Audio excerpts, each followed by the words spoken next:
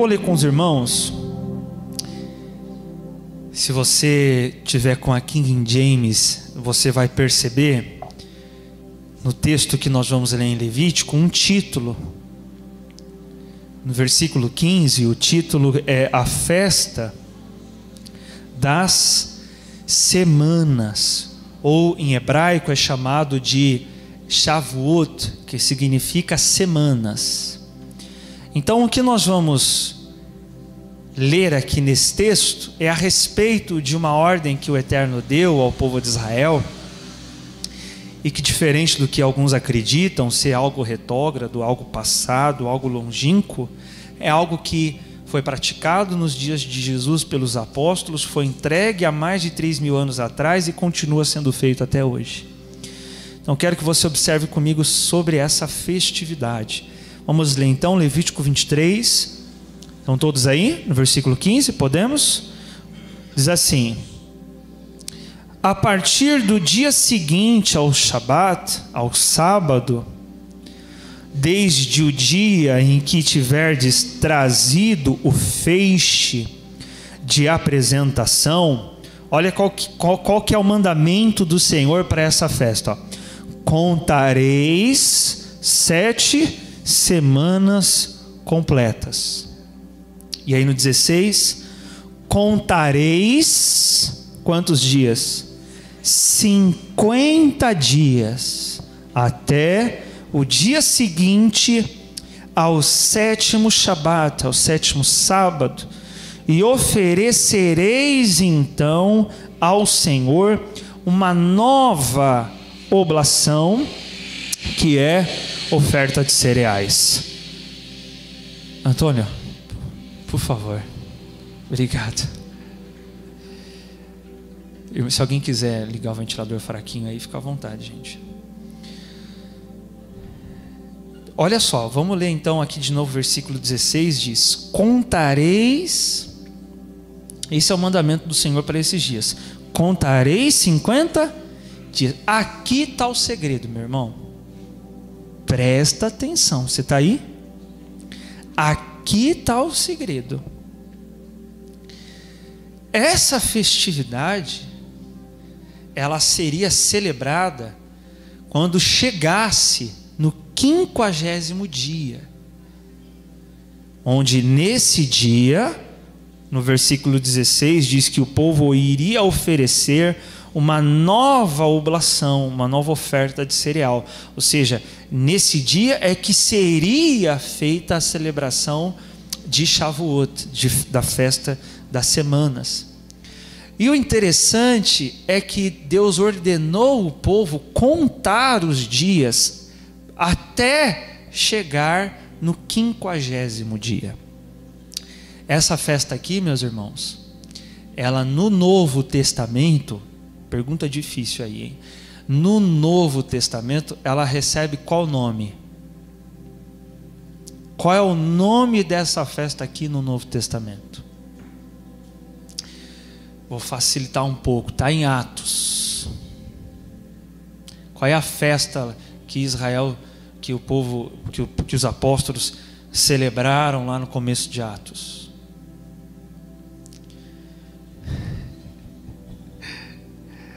Irmãos, essa festa no Novo Testamento é chamada de Pentecostes. É essa aí que eu ia falar, pastor. Pentecostes. Por que ela é chamada de Pentecostes? Porque Israel tinha que contar os dias até chegar em qual dia? No 50º dia. E a palavra Pentecostes é uma palavra grega que significa 50. Então Pentecostes é o 50º dia dessa contagem que Israel faz até chegar nessa festa. Então esse dia, esse 50º dia, é chamado de Pentecostes. Muitas igrejas têm o nome de igreja pentecostal, e talvez poucos realmente saibam a origem do que é Pentecostes. Se você perguntar para a maioria dos crentes, que é Pentecoste? Ele vai dizer, é o que aconteceu lá em Atos 2. Não, aquilo foi um evento em Pentecostes, mas não é Pentecostes. Pentecostes, a resposta seria, é o 50º dia da contagem dos dias até Pentecostes. É 50, significa 50, é o dia 50 dessa contagem. E o que me chama a atenção aqui, é nisso que eu quero que você foque. Você está aí ou não? É nisso que eu quero que você foque. O Eterno dá uma ordem ao povo para contar os dias. Essa contagem em hebraico é chamada de Sefirat HaOmer, que é a contagem do Homer. Homer é uma medida de cevada que todo dia, nessa contagem, Israel levava para o templo. Não tem mais templo, isso não acontece mais. Mas a contagem dos dias é feita ainda hoje. E eu vou observar com você como foi também feito lá no Novo Testamento. Mas o que me chama a atenção é isso. Deus ordena ao povo fazer o quê? Contar os dias até chegar em Pentecostes, até chegar no 50º dia. O que nos lembra quando, por exemplo, uma criança sabe o dia do seu aniversário. Nós, quando chega o dia do nosso aniversário e nos dizem, você vai receber presente, ou tem aquela expectativa de que vai receber alguma coisa, a pessoa fica contando o quê? Os dias. Quando há uma expectativa para um determinado dia, essa expectativa leva a pessoa a fazer o quê até aquele dia? Fica contando. Então, se você falar para alguém, olha, no dia do seu aniversário eu vou te dar tal coisa, é provável que essa pessoa vai contar os dias até o seu aniversário. Crianças costumeiramente fazem isso. Tantos dias, falta tantos dias. Então, assim era que o Eterno ordenou o povo de Israel fazer. Por exemplo, hoje, dia 16 de abril, hoje é o dia 11 dessa contagem. Nós estamos nesses dias aqui, eu já vou te mostrar por quê. Então amanhã, o povo de Israel no fim da noite vai dizer, hoje é o dia 12 da contagem. No outro dia, hoje é o dia 13. E assim vai, todo dia eles vão contando. Isso para gerar uma expectativa para Pentecostes. Ou Shavuot, que é o dia onde é feita essa celebração. E o que aconteceu nesse dia para que o Eterno ordenasse que Israel contasse, fizesse essa contagem? Qual o motivo pelo qual Israel fica na expectativa de Pentecostes? Repito, o motivo é semelhante a alguém que sabe que vai chegar o dia do seu aniversário, onde naquele dia provavelmente vai receber presentes. É verdade que depois de um tempo a gente já não tem mais essa expectativa, a gente já não conta mais os dias nem os anos, e a gente talvez já não recebe mais presente, mas você tem que ter esse discernimento. Quero que você pegue essa relação. De qualquer forma, deve ser uma alegria de todos nós quando chega o dia em que completamos mais um ano. Então imagine uma criança, vamos pegar a fase infantil ali, que provavelmente era a fase que mais a gente se alegrava com o nosso aniversário. Então provavelmente essa contagem causa uma expectativa quando a pessoa sabe que naquele dia vai acontecer alguma coisa. E aí a pergunta que fica é, o que é que ia acontecer nesse dia para que Israel ficasse contando os dias? Para que Israel ficasse esperando ali, contando os dias com aquela expectativa. O que é que acontece nesse dia? Irmãos, eu quero que você preste atenção no seguinte. Essa celebração aqui, ela começa, preste atenção, essa festa aqui é a festa seguinte de Páscoa. Durante esses dias tem a festa das primícias também, mas a próxima festividade, depois de Páscoa, que mais é esperada pelo povo de Deus, é essa festa aqui. Presta atenção. E essas datas marcam eventos que aconteceram na história do povo de Israel e que todo ano são revividos. Então nós, por exemplo, celebramos há uma semana atrás Páscoa. Nesse ano, a data de Páscoa caiu numa quarta-feira. Eu acho que foi no dia 5 de abril. Então, quarta-feira, dia 5 de abril foi Páscoa. Na quinta-feira, dia 6 de abril, Israel já começou a contar os dias para a próxima festa. Essa contagem de dias, então, ela cria uma conexão entre Páscoa, entre o que aconteceu na Páscoa e o que vai acontecer depois. Então vamos lá. O que aconteceu na Páscoa?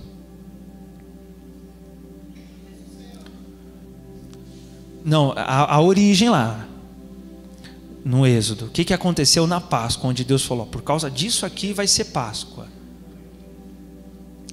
Aconteceu isso também, mas especificamente, o que aconteceu ali? Foi o marco para Páscoa. A saída do Egito. Então o que acontece em Páscoa? Saída do Egito. O povo sai do Egito. Saiu do Egito, agora eles estão aonde? No deserto. E ali no deserto, eles vão receber uma coisa, que é o que é celebrado até hoje para essa próxima festividade. Presta atenção. Olha esse texto aqui de Êxodo. Olha que interessante. Lá em Êxodo, no capítulo 5, versículo 1, diz assim: mais tarde, Moisés e Arão foram falar com o rei do Egito e lhe anunciaram: assim diz o Senhor Deus de Israel, deixa o meu povo partir, para que possam celebrar o que, meus irmãos? Uma festa em meu louvor, aonde? No deserto. Pergunta, tá aí ou não? Pergunta, Páscoa foi celebrada no deserto? Não, foi celebrada aonde? No Egito, ainda dentro do Egito. Vocês estão aí, no Egito. Qual é então essa festa aqui que o Eterno disse que o povo ia celebrar para ele no deserto? Qual é a próxima festa? Pentecostes. Então veja, no Egito é Páscoa, no deserto é o quê? Pentecostes. E o que é que eles recebem ali no deserto para se tornar motivo de alegria todo ano? Eles contarem os dias até esse dia de Pentecostes. O Espírito Santo a gente vai chegar lá. A gente vai chegar lá. Mas ainda, vamos para a origem.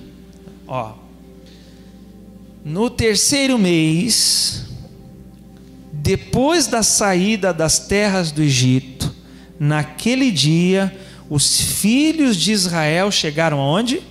No deserto do Sinai. Depois do quê? Que eles chegam ali? Depois do Egito. Então Deus tirou o povo do Egito para levá-los direto para Canaã? Não. Deus tirou eles do Egito para levá-los direto para onde? Sinai. Porque ali no Sinai, Deus ia entregar algo para Israel. E o que é que Deus entrega para Israel no Sinai? A Torá. É ali.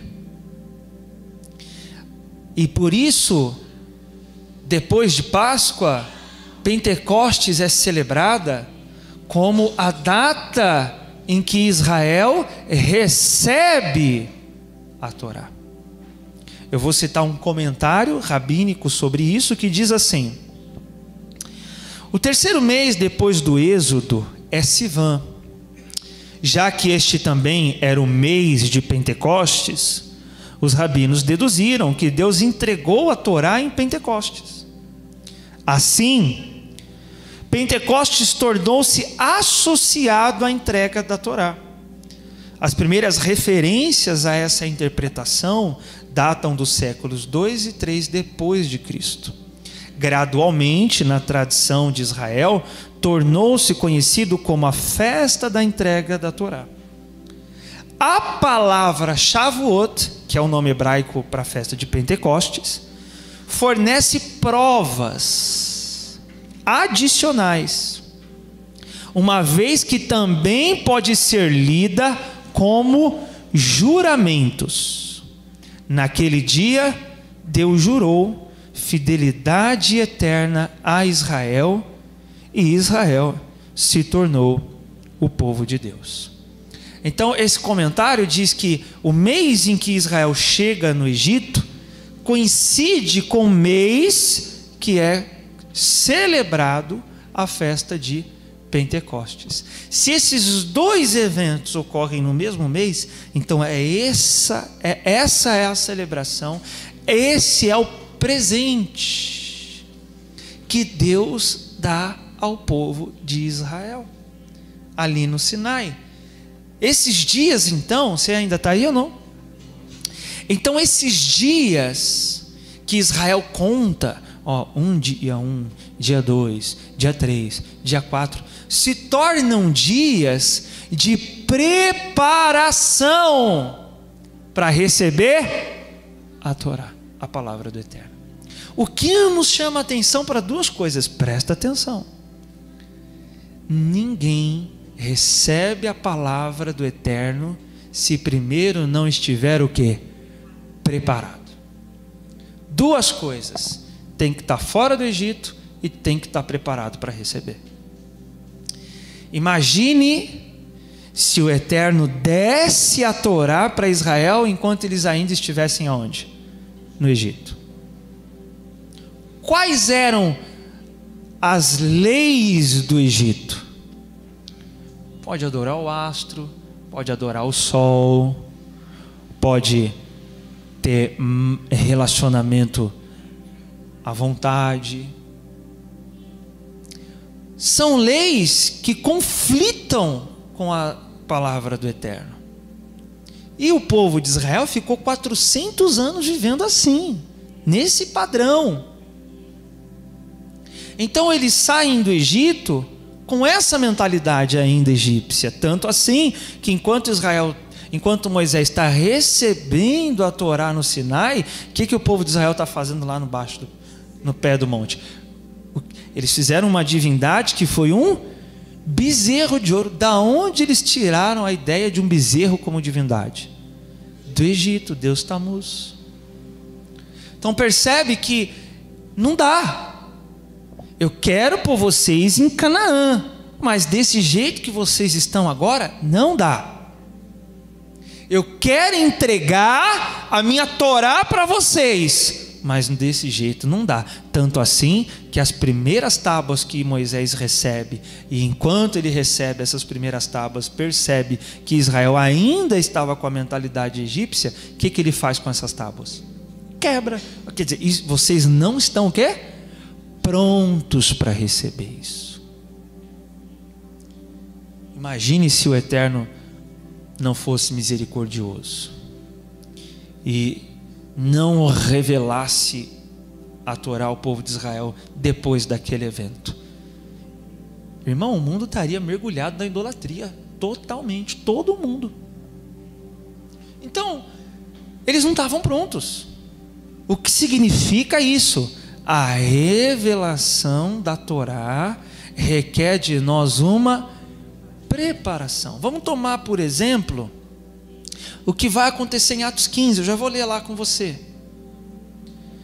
Mas especificamente a Torá, especificamente os mandamentos, é o mais difícil das pessoas receberem. É o que mais o ser humano tem aversão.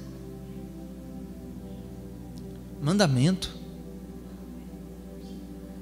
Geralmente a mentalidade carnal julga o mandamento como pode, não pode, está regrando, está me proibindo, está me permitindo. Quer dizer, já vê com maus olhos, porque a pessoa não está o quê? Pronta para receber. Se a pessoa olha para a Torá com o olhar negativo, já é um sinal que essa pessoa não está pronta para receber. Então ela vai ficar à deriva até estiver pronta para isso. Tanto assim, irmãos, que mesmo depois de 50 dias contando para chegar em Pentecostes, onde Israel receberia a Torá, ainda assim, lá no Sinai, quando eles estão ali, antes do Eterno revelar a Torá, olha o que Deus fala para o povo. E o Senhor disse mais a Moisés: vai ao povo e orienta-o a consagrar-se hoje e amanhã, lavem as suas vestes, estejam o quê?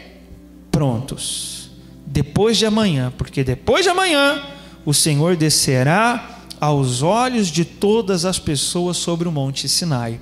Então nessa descida o Eterno revelaria a sua Torá.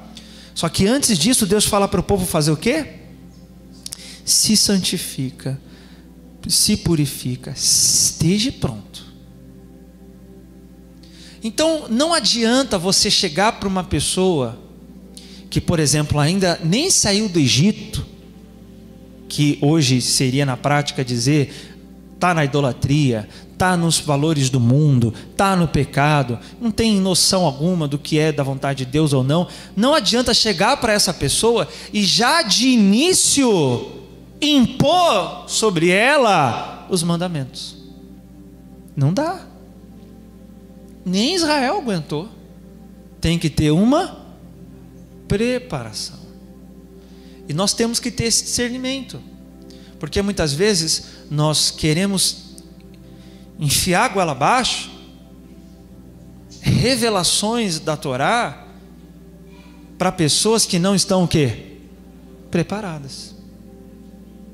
E aí nós vamos ver isso sendo aplicado aos gentios, que somos nós gentios, lá em Atos 15. Vai lá para Atos 15.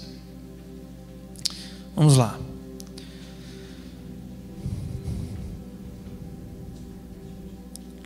Atos 15.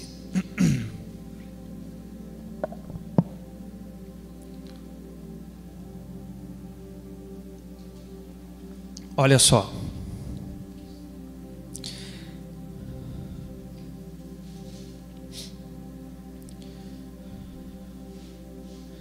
Entretanto, eu não falei o versículo, né? 5, desculpa. Versículo 5. Era para testar vocês. Vamos lá. Entretanto, alguns do grupo religioso dos fariseus que tinham crido, ou seja, que reconheceram que Jesus é o Messias, levantaram-se protestando: é necessário circuncidá-los e ordenar-lhes expressamente que observem o quê? Não a lei. Observem o quê? Diga toda a lei de Moisés. O que está acontecendo aqui? Deixa eu contextualizar você. Os gentios que tinham reconhecido em Jesus o Messias estavam se achegando nas sinagogas. Mas gentio não é circuncidado, gentio não tinha revelação da Torá, gentio não tinha discernimento do que é pecado, do que não é. E aí eles estavam ali convivendo entre os judeus que também criam que Jesus era o Messias. E aí surge uma discussão. O grupo dos fariseus se levantam e diz: vamos ordenar aos gentios que cumpram o quê? Toda a Torá. O que, meu irmão, para um gentio seria algo extremamente difícil. Então essa pergunta de o gentio deve ou não deve cumprir a lei já foi respondida pelos apóstolos. Se os apóstolos já deram uma resposta, e eu vou ler ela com você aqui nesse texto, Eu não quero ouvir Inácio de Antioquia, eu não quero ouvir o que Calvino, o que Lutero, o que os pais da igreja falaram sobre essa questão, se o gentio tem que cumprir ou não a Torá. Eu vou ouvir quem? Quem deu a resposta para essa pergunta? Os apóstolos. Eles vão dar a resposta. E a resposta não é a resposta que os pais da igreja dão. A resposta que os pais da igreja dão, quando questionados sobre o gentio tem que cumprir a lei, a resposta é não, porque a lei foi abolida. Essa não é a resposta dos apóstolos. Vamos ver a resposta de Tiago. Tanto Pedro quanto Tiago, mas especificamente Tiago, que pareceu ser o líder aqui da igreja nesses dias. No versículo 19, olha o que ele vai dizer no versículo 19. Agora aqui Tiago está dando a resposta.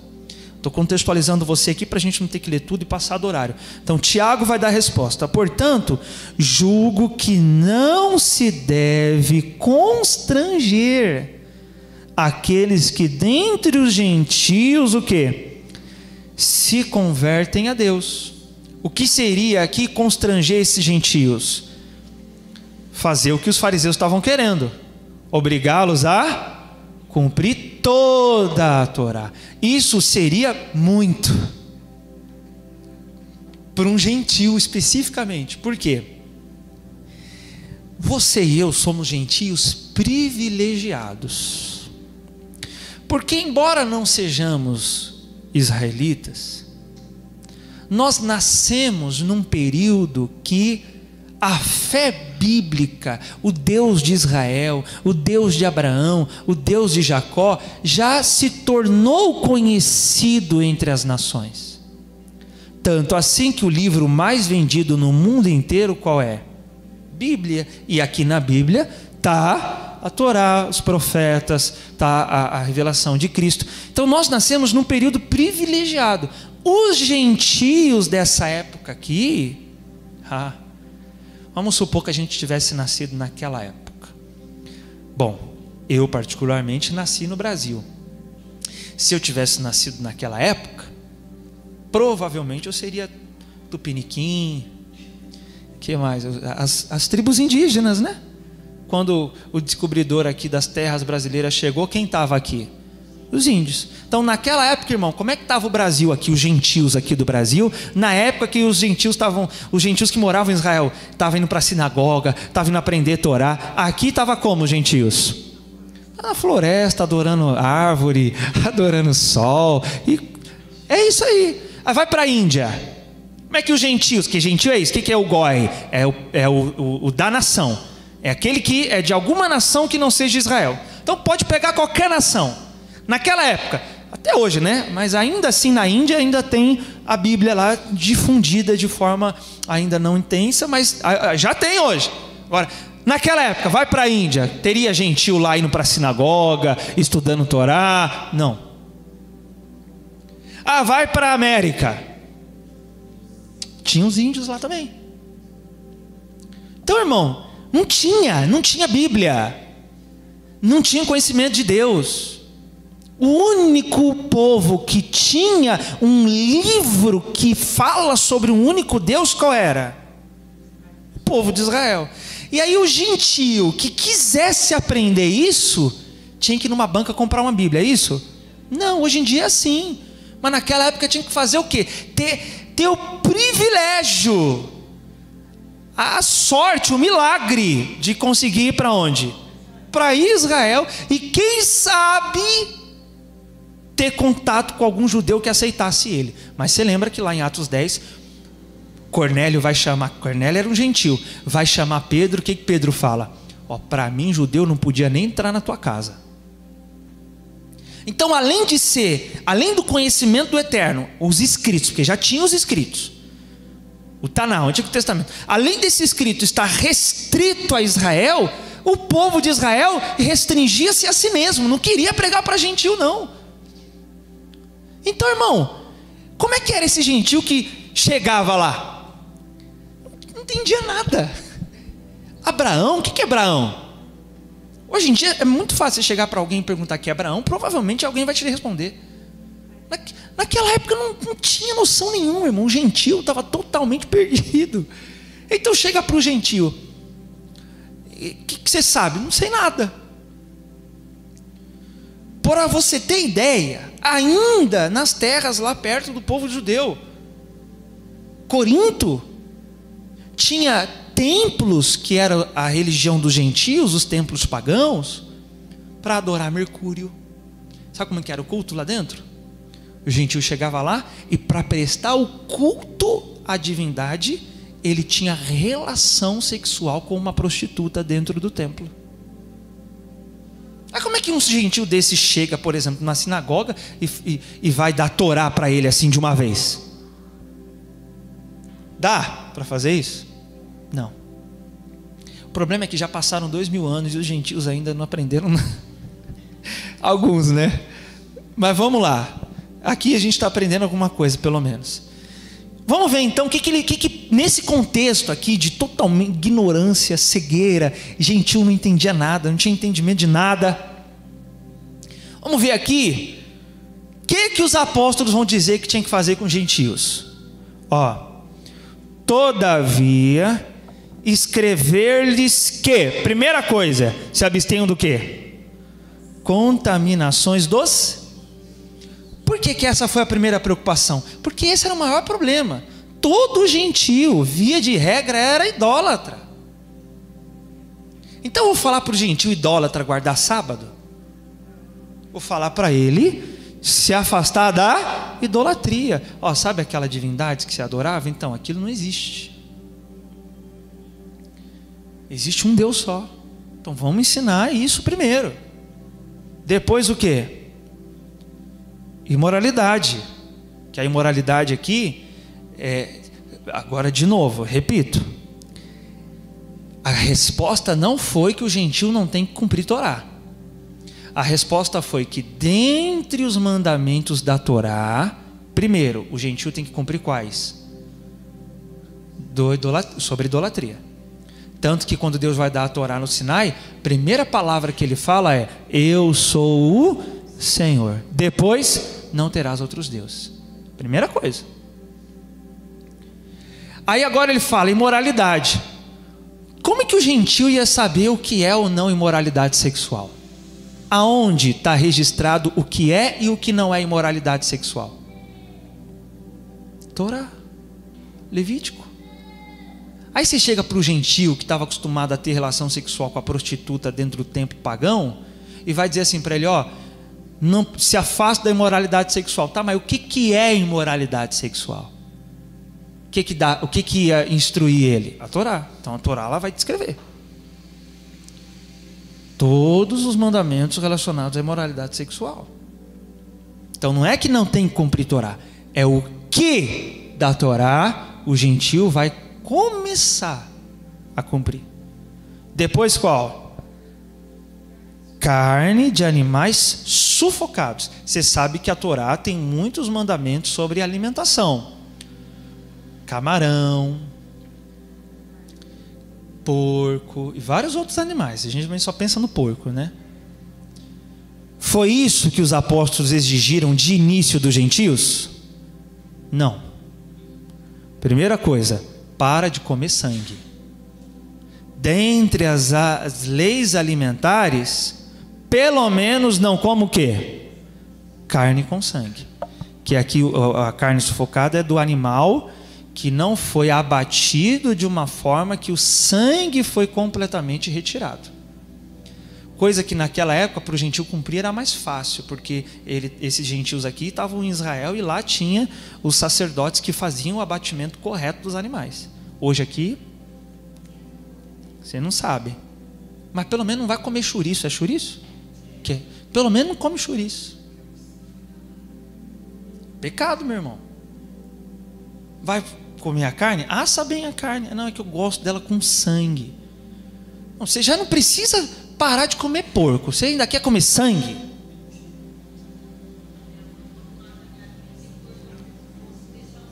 Isso. Por exemplo, tem comunidades que fazem isso. Elas próprias abatem os animais para ter a garantia que vai escorrer todo o sangue. É isso aí mesmo. Então vamos tentar, né? É difícil. Mas isso aqui é os apóstolos falando para quem?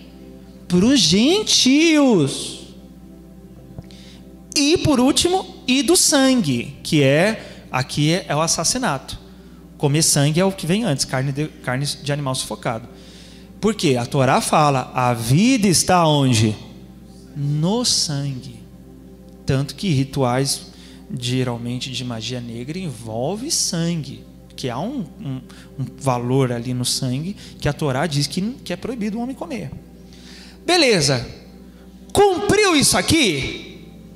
Não está mais na idolatria. Abandonou a imoralidade sexual.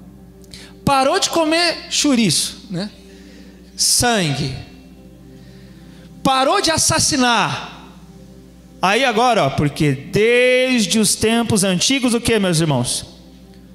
Moisés, que é uma referência à Torá, Moisés é pregado em todas as cidades, bem como é lido nas sinagogas em todo dia de sábado. Quer dizer, o gentio tinha a Bíblia para ler? Não, ele tinha que ir para a sinagoga, e na sinagoga o sacerdote que sabia a lei ia expor para ele. Nem ler o gentio sabia na maioria dos casos. O povo que mais zela pela leitura, pela escrita, foi o povo de Israel. Sabia que a primeira referência a secretário está na Bíblia, lá em Reis, em Crônicas? Que é o que escrevia. Então, a cultura do povo de Israel, ela zela pela escrita, pela leitura, muito antes dos gentios. Então, o gentio não sabia nem ler, chegava lá, o que o sacerdote pagão falava, ele acreditava. Então, para desconstruir isso, era muito difícil. Então, o que ia acontecer aqui? Eles estavam prontos para receber toda a Torá? Não. Mas a cada sábado, o que ia acontecer? Eles vão lendo. Ou seja, a Torá vai se revelando aos poucos. Irmão, o que passar disso aqui, desses preceitos que foram ordenados pelos apóstolos, pode ser considerado como opcional ao gentio. Por exemplo, o Shabat não foi ordenado ao gentio de início. O gentio que assim desejar cumprir terá sua parte nisso, e amém. Mas não podemos fazer como algumas comunidades fazem, por exemplo, adventista do sétimo dia. Se você for e você trabalha no sábado e querer ser um adventista, tem que sair do seu emprego, não pode. Quer dizer, é uma imposição. A pessoa que assim desejar e aceitar, amém também, está cumprindo Torá, isso que vale, amém, meus irmãos? Isso que vale. Os adventistas guardam as leis alimentares, amém, é Torá. Quem sou eu para falar de que um gentio não vai cumprir Torá? Que bom que cumpra. A questão aqui é que não é ou não deve ser imposto tudo de uma vez. Por isso voltamos então ao tema de início. Israel faz o que até Pentecostes? Se prepara, vai contando os dias. É uma preparação para o recebimento. Você vai observar que nem mesmo o povo de Israel aguentou. Eu vou pôr aí na tela o texto quando Moisés está recebendo os 10 primeiros mandamentos, as 10 primeiras palavras. Vai acontecer isso aqui, ó. Êxodo 20, no versículo 18, diz assim: todo o povo, irmãos, Deus só tinha falado 10 palavras. Todo o povo, vendo os trovões e os relâmpagos, o som do chofar, a trombeta, a montanha fumegante, sentiu grande pavor e procurou manter-se afastado. Rogaram a Moisés: fala-nos tu, e nós ouviremos. Não nos fale diretamente o Senhor, para que não morramos. Quer dizer, só 10 palavras, até aqui eles tinham recebido só 10, e já não estava aguentando. Então veja que a Torá é de um nível que nem todo mundo está preparado para receber. Então, qual é a resposta dos apóstolos para os gentios? Se preparem então para receber. Busquem. E a cada semana Deus vai revelando algo a mais. Eu ouvi algo ontem estudando sobre isso, muito interessante. Foi comentado o seguinte, eu me esqueci o nome da pessoa que comentou, porque Você tem que dar as referências, porque senão é quase um roubo isso, né? Mas eu esqueci o nome. Ele falou o seguinte: quando você lê a palavra do Eterno e você tem um novo prisma, uma nova visão, um entendimento melhor a respeito de algo, é porque considere-se privilegiado, porque Deus está entregando mais para você. Deus disse: ó, você está num nível que eu posso revelar mais. Então considere-se privilegiado. E aí ele comentou que a Torá é como uma mulher recatada, que não se revela. Se você lê um versículo e você sabe que a Torá ela é retratada como uma pessoa, né? E isso no Novo Testamento tem um nível máximo, porque foi retratado como quem? Quem é a pessoa da Torá? O próprio Messias, irmãos. Jesus é o quê? A palavra que se fez carne. Então quando a gente fala Torá, não é só do escrito, a Torá representa o próprio Cristo, uma pessoa. Então é como uma pessoa recatada. Se você perguntar assim para um versículo: é só isso aqui? Vai responder o seguinte: é só isso aqui, pode ir para o próximo. Quer dizer, ela não se revela. Mas se você disser: mas é só isso mesmo? Será que não tem mais, algo mais? Não, é só isso, pode ir. Não, mas eu acho que tem mais. Então tá bom, vou revelar algo mais para você. Quer dizer, ela não se revela à toa e nem para qualquer um. Por isso que Deus teve que fazer o quê?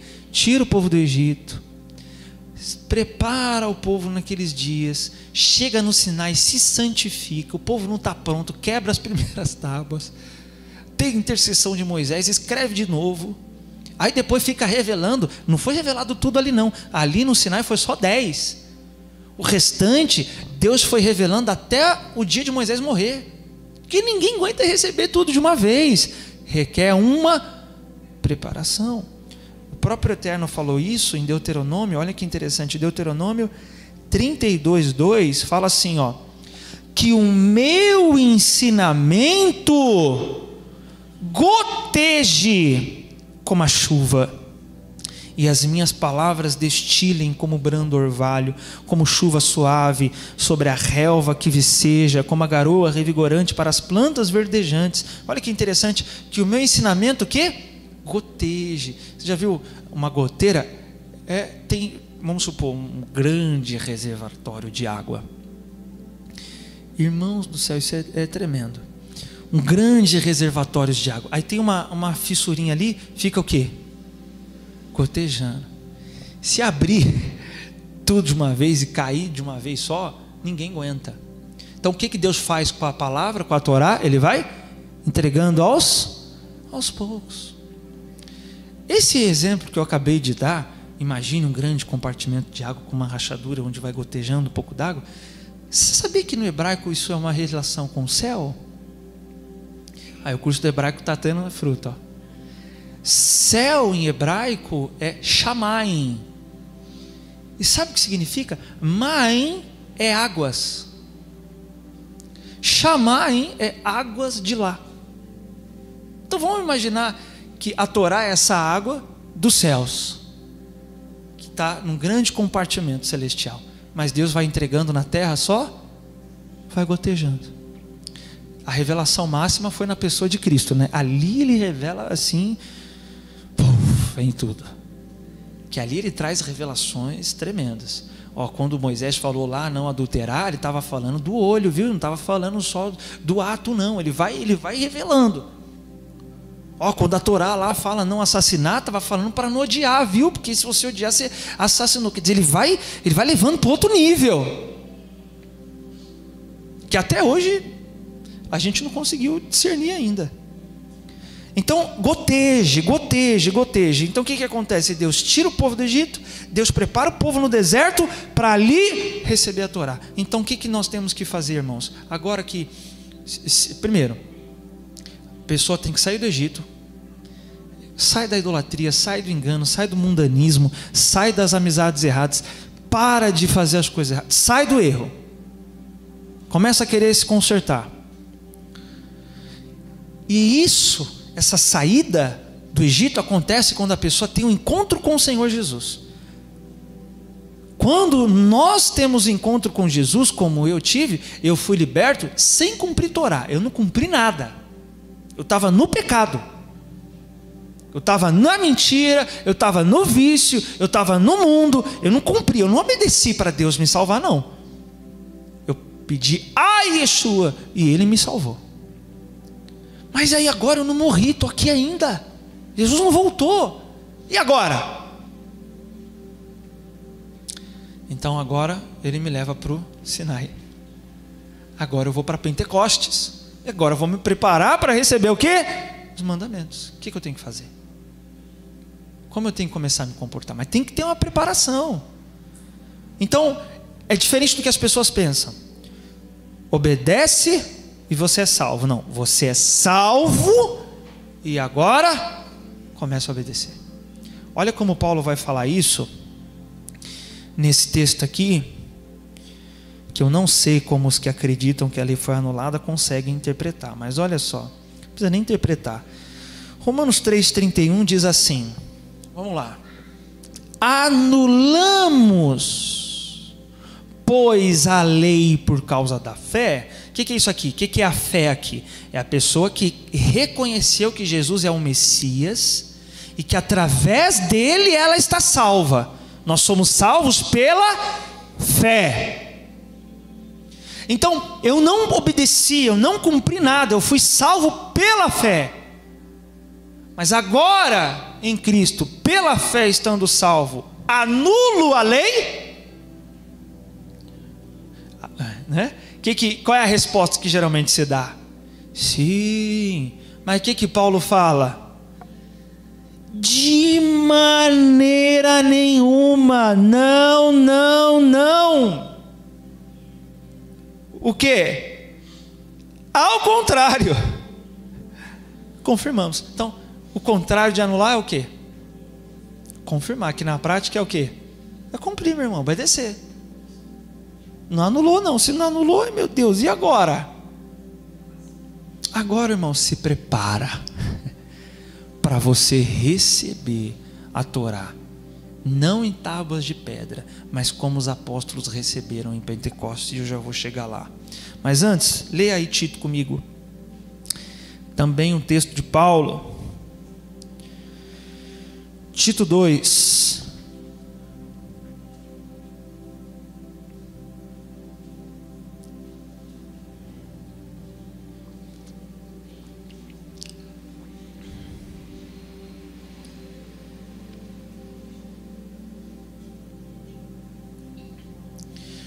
Tito capítulo 2, versículo 11.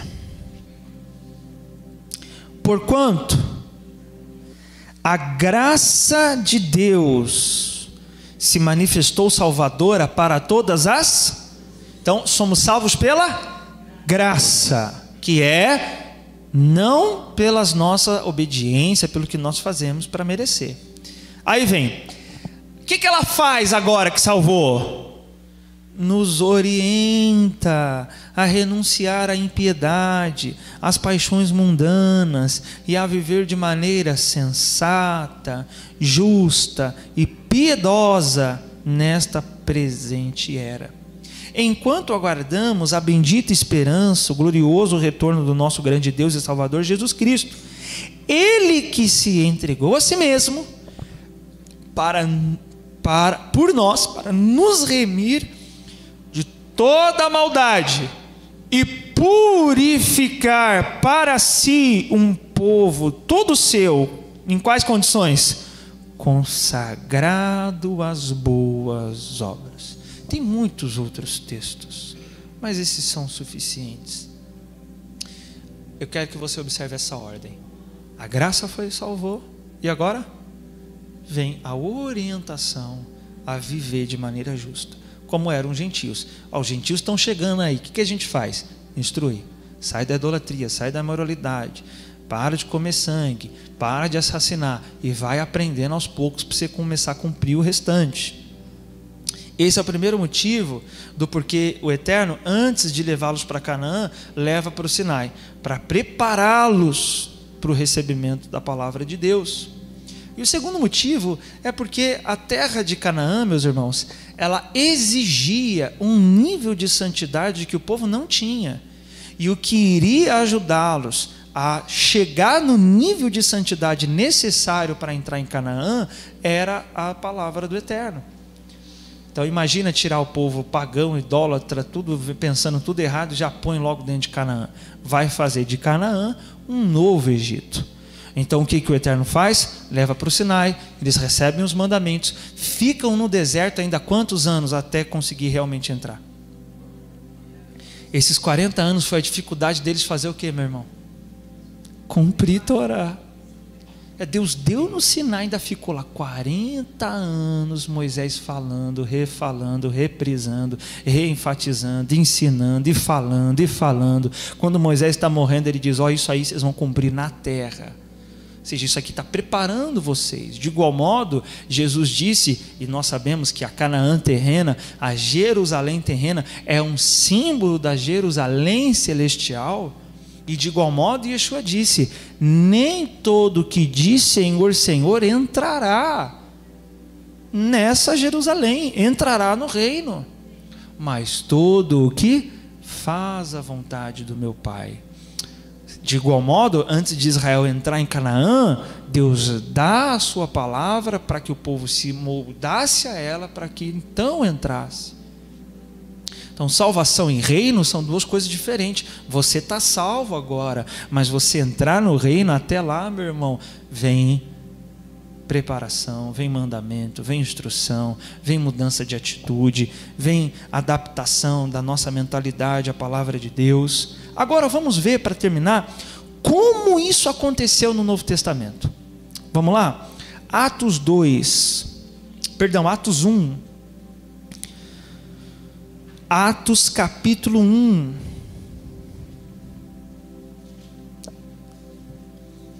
No versículo 3. Diz assim: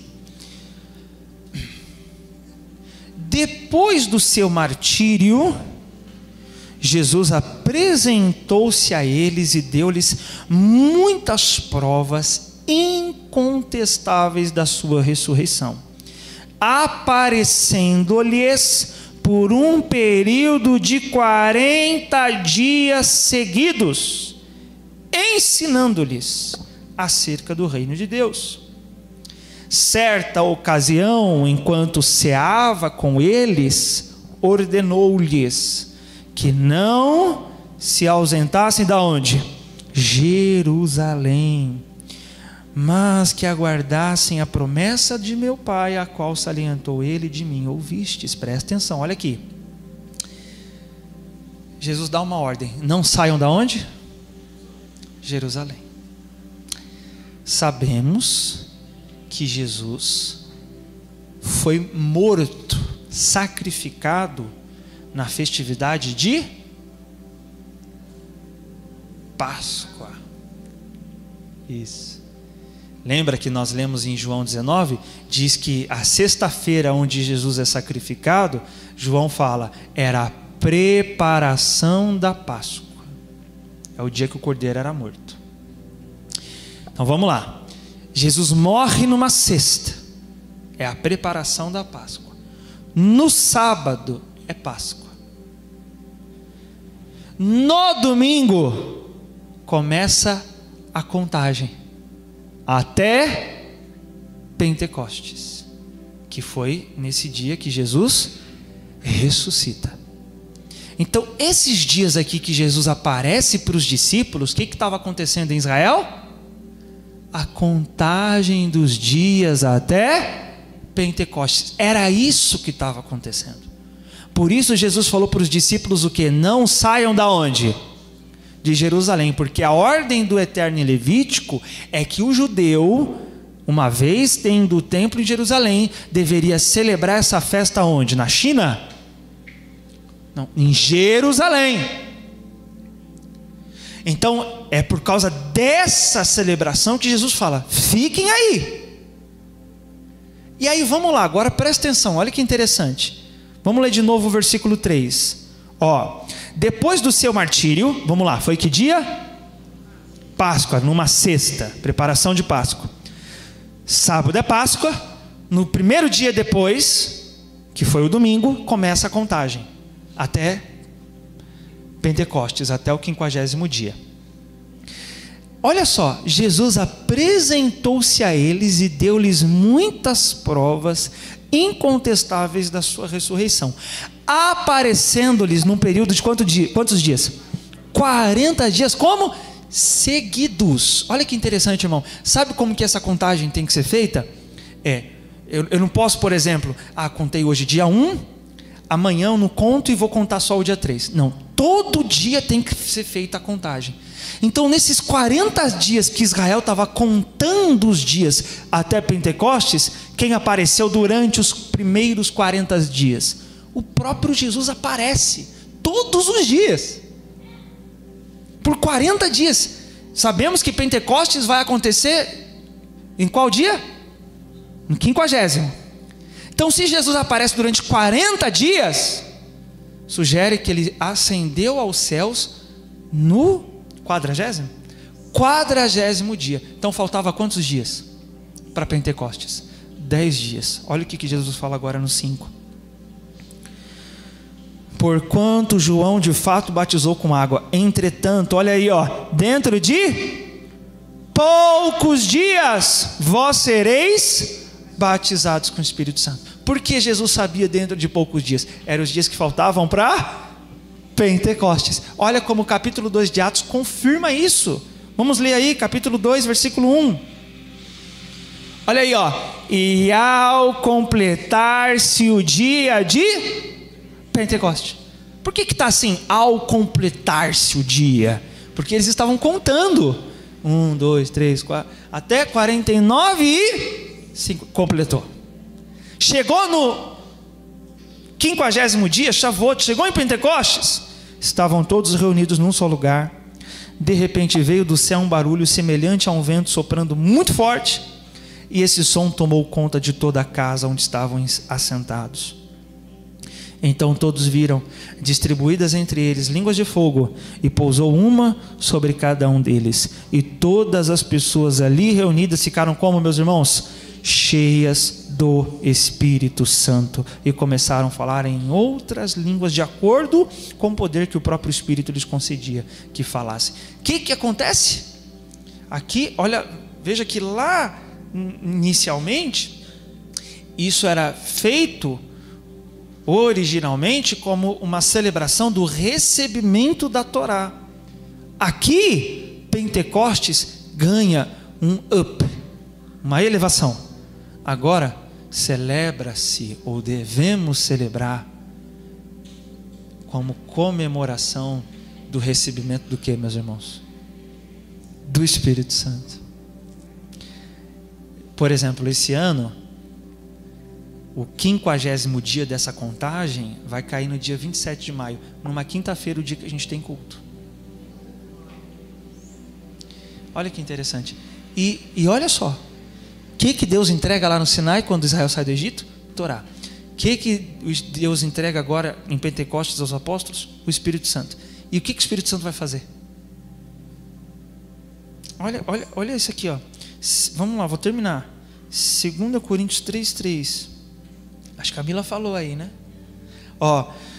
Vós mesmos tendes demonstrado que sois uma carta de Cristo resultante de nosso ministério, escrita não com tinta, mas com o Espírito do Deus vivo. Espera aí, então quer dizer que o Espírito de Deus vai escrever alguma coisa em mim. Olha só, não em tábuas de pedra, que é uma referência ao que, meus irmãos? Ao que aconteceu lá no Sinai, mas em tábuas de corações humanos. Sabe o que aconteceu no Sinai? Deus desceu e escreveu a Torá nas tábuas. Sabe o que aconteceu em Pentecostes, em Atos? Deus desce e escreve a Torá em nosso coração. Deus desceu e escreveu a sua Torá em nós. Irmão, então a preparação tem que ser maior nossa, né? Que a glória é maior. Paulo vai dizer isso, a glória da nova aliança é maior, porque a primeira foi em tábuas de pedra, a segunda é no seu coração. Ou seja, tem Torá? Tem, mas não tem que ser mais a imposição, a obrigação, não tem que ser mais o peso, tem que ser pelo próprio Espírito de Deus, vai escrevendo no seu coração, e Ele vai te guiando, meu irmão. Eu não preciso chegar para você e falar assim, ó, tem que cumprir esse mandamento tal, da forma tal, do jeito tal. O Espírito de Deus vai começar a conduzir você, e você vai começar a perceber a necessidade de começar a cumprir os mandamentos, sem que ninguém fale. É o Espírito Santo. Então qual é a evidência de alguém que tem o Espírito Santo? Torá no coração, os mandamentos. Não, pastor, é falar em línguas.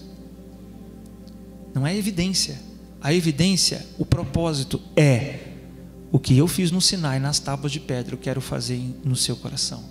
Isso, irmão, isso é a nova aliança, é a essência da nova aliança. E aí eu termino citando o que Deus disse sobre a nova aliança.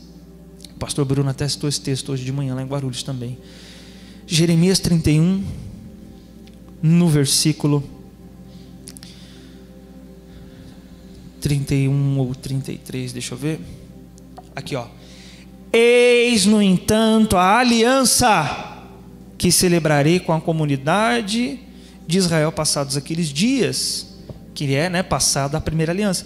Afirma o Senhor: registrarei o conteúdo da minha Torá, da minha lei, na mente deles, e a escreverei no mais íntimo dos seus sentimentos, seus corações, e assim serei de fato o Deus deles, e eles serão o meu povo. Agora presta atenção de novo, ó. Registrarei, escreverei. Isso aconteceu só com relação à Torá, que é dito que foi o próprio Deus que escreveu. Em Êxodo fala: Moisés, sobe que eu vou escrever as mesmas palavras que eu escrevi nas primeiras tábuas. Depois isso só aparece, a referência de Deus descendo e escrevendo algo, como uma referência para a nova aliança, onde de novo Deus desce e escreve a sua palavra, os seus mandamentos em nossos corações. Então que nós possamos buscar o Espírito Santo nessa consciência. Eu quero o seu Espírito, Senhor, para que eu cumpra os seus mandamentos, sem uma obrigatoriedade como os fariseus queriam impor aos gentios, mas não pela letra, mas pelo Espírito. Amém? Porque a letra mata, a Torá fora de você mata, mas o Espírito de Deus vivifica. Fique de pé no seu lugar.